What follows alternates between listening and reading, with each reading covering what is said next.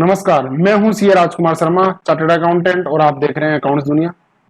दोस्तों, आज जो टॉपिक है वो बहुत ही आज के डेट में बहुत इंपॉर्टेंट है।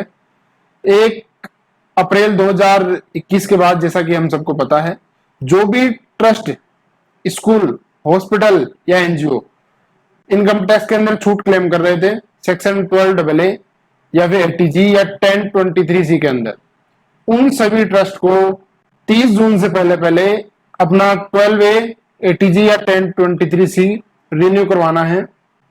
प्लस कोई भी नया रजिस्ट्रेशन अब लेना चाहता है उसको 12AB के अंदर रजिस्ट्रेशन लेना पड़ेगा। तो ये सारे जो काम है रिन्यू प्लस नए रजिस्ट्रेशन की, उसकी क्या प्रोसेस रहेगी और क्या क्या चीजें आपको, डॉक्यूमेंट्स आपको अपलोड करने हैं या साथ में लेके जाने हैं, वो सारी प्रोसेस अपन इस वीडियो के अंदर कवर करने वाले हैं, जिससे आपको एक कंप्लीट गाइड मिल सके कि किस तरह से आपको 12A, एटीजी या 1023C रिन्यू करवाना है या नया लेना है। तो पहले अपन रिन्यू वाले के लिए बात करेंगे कि जो ऑलरेडी रजिस्टर्ड है उनके लिए 3 महीने गवर्नमेंट ने अभी फिलहाल दिए हैं। हो सकता है ये डेट बाद में एक्सटेंड भी हो जाए, लेकिन अभी तक 30 जून तक का ही टाइम है अपने पास। तो आपको बिल्कुल अभी से लग जाना चाहिए। आपको ये फॉर्म पहले तो ऑनलाइन फाइल करना है, उसके बाद कुछ डॉक्यूमेंट्स अपने जो भी कमिश्नर ऑफिस है वहां पे आपको सबमिट करना रहेगा। तो शुरू करते हैं आज का वीडियो, जिसमें अपन कंप्लीट गाइड देंगे आपको रिन्यूअल और नए रजिस्ट्रेशन के लिए।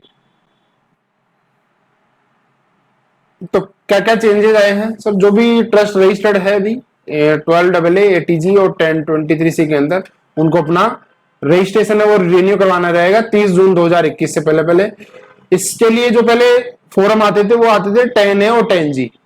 12AA के लिए तो फॉर्म आता था 10A, और एटीजी में रजिस्ट्रेशन अगर किसी को करवाना है तो उसके लिए फॉर्म आता था फॉर्म नंबर 10G। इन दोनों को हटा के एक नया फॉर्म जनरेट किया गया है, नाम रखा गया है 10A, और इसमें पहले की तरह पॉइंट्स जो फाइल करने होते थे उसकी जगह 21 पॉइंट डाले गए हैं। सॉरी। तो नया फॉर्म आया है 10A 21, जिसमें पॉइंट है। और इसकी वैलिडेशन क्या रहेगी, पहले वाले जो रजिस्ट्रेशन थे उनकी लाइफ लॉन्ग वैलिडिटी थी, रिन्यू कराने का कोई कंसेप्ट नहीं था। लेकिन अब जो नए रजिस्ट्रेशन होंगे, जो रिन्यूअल होंगे, वो ओनली 5 साल के लिए आपके होंगे। अब है इसके अंदर की फॉर्म कैसे फाइल करनी है। उससे पहले डॉक्यूमेंट्स अपने कौन कौन से डॉक्यूमेंट्स है जो रेडी रखना है। एक तो आपकी जो भी ट्रस्ट डीड है, एमओयू है जो आपने है, वो 2 कॉपी के अंदर सेल्फ अटेस्टेड होनी चाहिए, जो भी मैनेजिंग ट्रस्टी है उनके द्वारा। एक एनओसी चाहिए होगी लैंडलॉर्ड की, जहां पर आपका ट्रस्ट आपका रजिस्टर्ड है, तो वहां की एक एनओसी चाहिए होगी। ट्रस्ट के पैन कार्ड की एक कॉपी चाहिए होगी आपको साथ में। अपने ट्रस्ट का जो लाइट का बिल आता है, हाउस टैक्स है या वाटर बिल है, फॉर एड्रेस प्रूफ आपके हो, ये चीजें चाहिए होगी। इसके अलावा जो भी लास्ट 3 सालों के अंदर आपने कोई वेलफेयर एक्टिविटीज की है उसका एविडेंस देना पड़ेगा। एविडेंस इन द सेंस कोई न्यूज़पेपर की कटिंग हो, कोई फोटोग्राफ्स हो आपके पास, तो वो आपको साथ में अटैच करनी रहेगी।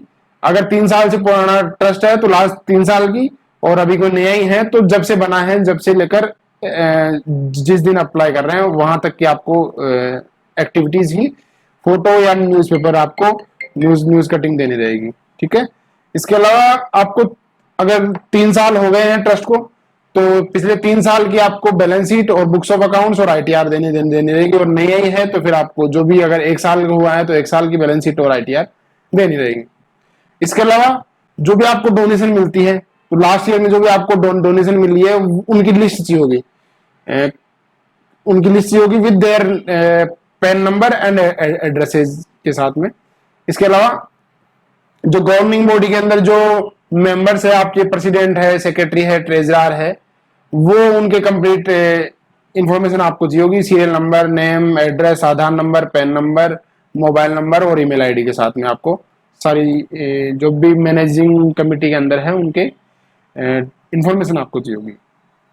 ठीक है। इसके अलावा ट्रस्ट डीड जो आपने बना रखी है वो, और उसके साथ में रजिस्ट्रेशन सर्टिफिकेट भी उसका चाहिए होगा। इसके अलावा कोई भी और डॉक्यूमेंट जो आपसे इनकम टैक्स डिपार्टमेंट मांग सकता है वो आपको चाहिए होगी। इसके अलावा कुछ इन्फॉर्मेशन है जो डॉक्यूमेंट्स के अलावा आपको फिल करनी पड़ सकती है। हालांकि डॉक्यूमेंट्स के अंदर ही सब चीजें आ जाएगी, नाम क्या रहेगा ट्रस्ट का, उसके पैन नंबर वगैरह, उसका रजिस्टर्ड ऑफिस क्या है, उसका टाइप क्या है, ट्रस्ट का टाइप, जैसे 3 टाइप के ट्रस्ट होते हैं, रिलीजियस जो धार्मिक ट्रस्ट होते हैं, जैसे टेम्पल वगैरह हो गए, मंदिरों के ट्रस्ट होते हैं, उसको रिलीजियस ट्रस्ट माना जाता है। चैरिटेबल के अंदर जैसे स्कूल हो गई, हॉस्पिटल हो गई, जो चैरिटेबल पर्पज से जिनको बनाया गया है, एनजीओ हो गया। और इसके अलावा रिलीजियस कम चैरिटेबल, ये क्या होता है, कोई मंदिर है, उसकी एक संस्था बनी हुई है, मंदिर के मेंटेनेंस के साथ में अगर वो कोई चैरिटेबल काम भी कर रही है साथ के अंदर, तो फिर आपका कौन सा आएगा, रिलीजियस कम चैरिटेबल ट्रस्ट। इसके अलावा जो सभी मैनेजिंग ट्रस्टी है, ये मैंने बोला था, उनके मेल आईडी, फोन नंबर भी आपको चाहिए होंगे। इसके अलावा ऑब्जेक्टिव ऑफ ट्रस्ट, मतलब किस ऑब्जेक्ट में आपको है, रिलीजियस है, एजुकेशन है, relief to poor, medical relief, yoga, preservation of monuments, preservation of environment, या advancement of any other objective of general public utility, तो वो है, तो उसको स्पेसिफाई आपको करना रहेगा। ऑब्जेक्टिव जो मेन ऑब्जेक्टिव है वो आपने को स्पेसिफाई करना रहेगा। अगर एक से ज्यादा भी ऑब्जेक्टिव है तो वो आप सारे टिक कर सकते हो। इसके अलावा मॉडिफिकेशन में कभी को कुछ हुआ है तो वो भी आप यहाँ पे डाल सकते हो। एक ध्यान रखने वाली चीज है कि मॉडिफिकेशन तभी हो सकता है जब आपकी ओरिजिनल ट्रस्ट डीड के अंदर मॉडिफिकेशन अलाउ कर रखा हो। अगर आपकी ओरिजिनल ट्रस्ट डीड के अंदर कोई मॉडिफिकेशन के लिए कोई पॉइंट नहीं डाला हुआ तो फिर आप ऑब्जेक्टिव में आप चेंज नहीं कर सकते। इसके अलावा कोई पास्ट में अगर आपने अप्लाई किया हो एटीजी 12 के लिए और वो रिजेक्ट हुआ हो तो उसकी इंफॉर्मेशन भी यहाँ पे डालनी रहेगी। इसके अलावा फॉरेन कंट्रीब्यूशन अगर आपको मिलता है, फॉरेन एड मिलती है, तो उसके अंदर रजिस्टर्ड होता है FCRA 2010 के अंदर, तो उसके अंदर भी अगर आपने रजिस्ट्रेशन करवा रखा है तो उसकी भी इंफॉर्मेशन आपको देनी पड़ेगी। अब ये फॉर्म मैंने आपके लिए खोल दिया है। ये फॉर्म है जो इनकम टैक्स के ऊपर आपको इनकम टैक्स पोर्टल, जो इनकम टैक्स इंडिया ई फाइलिंग है, वहां पे लॉगिन करने के बाद ई फाइल में जाके और अपना ये फॉर्म 10A सिलेक्ट करना है। तो ये कुछ इस तरह से फॉर्म आपके लिए खुलेगा। तो इसमें जो पहले तो ऊपर यहाँ पे आ जाएगी आपके ट्रस्ट का नाम, पैन नंबर, वो सारी चीजें ऑटोमेटिक आ जाती है। जो पहली चीज आपको सिलेक्ट करनी होती है वो है सेक्शन कोड। तो आप अगर 12A के अंदर रजिस्ट्रेशन लेना चाहते हैं तो आपको ये 2 ऑप्शन है। अगर रिन्यूअल करवा रहे हैं तो पहला ऑप्शन सेलेक्ट करना है, और नया रजिस्ट्रेशन ले रहे तो सेकंड वाला ऑप्शन आपको सेलेक्ट करना है। वैसे ही एटीजी के लिए आपको रिन्यूअल है तो 11वें नंबर का क्लोज है, और नया रजिस्ट्रेशन है तो 12वें नंबर का क्लोज है। इसी तरह से 1023C के अंदर भी ये दिए हुए हैं, तो ये आप अपने हिसाब से सेलेक्ट कर सकते हो। नेचर ऑफ एक्टिविटीज मैंने बोला था अभी आपको कि रिलीजियस, चैरिटेबल और रिलीजियस कम चैरिटेबल 3 तरह की कैटेगरी होती है। तो आपका जिस तरह का भी ट्रस्ट है वो आप यहाँ से सेलेक्ट कर सकते हो। टाइप ऑफ कॉन्स्टिट्यूशन, आपका ट्रस्ट है, सोसाइटी है या सेक्शन 8 कंपनी है, जिस भी तरह का आपका कॉन्स्टिट्यूशन बना हुआ है वो आप यहाँ पे सेलेक्ट कर सकते हैं। इसके अलावा एनी अदर भी ऑप्शन है, तो अगर कोई हो तो उसका फिर यहाँ पे प्लीज स्पेसिफाई में वो चीजें डालनी रहेगी। इसके अलावा कोई इंस्ट्रूमेंट जैसे को ट्रस्ट डीड हो, MOU हो, तो उसकी इंफॉर्मेशन यहाँ पे डालनी रहेगी आपको कि इंस्ट्रूमेंट है तो इसमें यस करना है, कौन सी डेट का बनाया गया है, और कोई रजिस्ट्रेशन नंबर अगर उसके मिलते हैं अपने को तो वो नंबर यहाँ पे डालने होते हैं। इसके अलावा अगर FCRA में रजिस्टर्ड है, दर्पण पे या FCRA पे या any other provision of income tax को, या कहीं पर भी रजिस्टर्ड है अगर ऑलरेडी, तो उसको यस करके कौन से कानून के अंदर रजिस्टर्ड है, उसके रजिस्ट्रेशन नंबर, कौन सी डेट को रजिस्ट्रेशन हुआ, जिसने अथॉरिटी जिसने रजिस्ट्रेशन ग्रांट किया है वो, और वो कब से इफेक्टिव है। तो ये सब चीजें यहाँ पे आपको डालनी पड़ेगी अगर किसी भी कानून के अंदर आपका अगर रजिस्टर्ड है। तो ये ऑटोमेटिक कुछ लिखा हुआ आता है इसके अंदर, तो ये सब चीजें आपको डिलीट करनी पड़ेगी एक बार, और उसके बाद नए सिरे से आपको यहाँ पे फाइल करना पड़ेगा। वेदर एन एप्लीकेशन फॉर, कोई पहले से एप्लीकेशन 12A और ATG में लगाई थी, वो रिजेक्ट हुई, तो उसकी इंफॉर्मेशन आपको यहाँ पे 8A नंबर पॉइंट में आपको देनी रहेगी।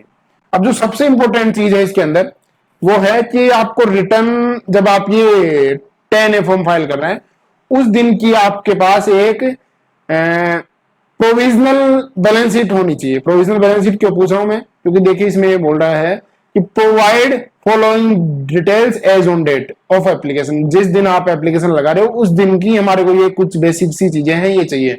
कॉर्पस, उसकी कैपिटल कॉर्पस जो होता है वो कितनी है as on date of application. तो ये थोड़ा सा ट्रिकी लगता है कि एप्लीकेशन डेट के अपन को प्रोविजनल बैलेंस शीट कैसे बना रहे हैं, तो कहीं ना कहीं इनको इस तरह से देना चाहिए था कि जो लास्ट फाइनेंशियल ईयर एंड हुआ है 31 मार्च 21 को, तो वो डेट मांगी जाती तो मेरे हिसाब से ज्यादा रिलेवेंट इन्फॉर्मेशन होती।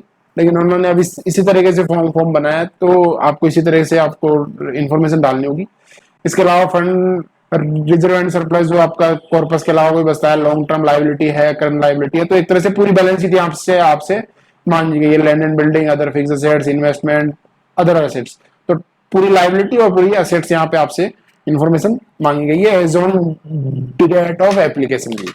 इसके अलावा income received in 3 previous year immediately, जो भी आपको इनकम मिली है तो वो आपको सारी यहाँ पे इंफॉर्मेशन डालनी है। गवर्नमेंट से कोई मिली हो, CSR के तहत कोई आपको मिली हो, या कोई अलग से कोई मिली हो, और अगर इनमें से कोई नहीं है, खाली अदर कोई इनकम है, तो वो सारी इनकम आपको यहाँ पे शो करनी है 20वें नंबर के पॉइंट के अंदर। इसके अलावा अगर कोई रिलीजियस एक्टिविटी चलाता है, मंदिर वगैरह काम है, तो उसके लिए यहाँ पे कुछ इन्फॉर्मेशन डालनी चाहिए आपको।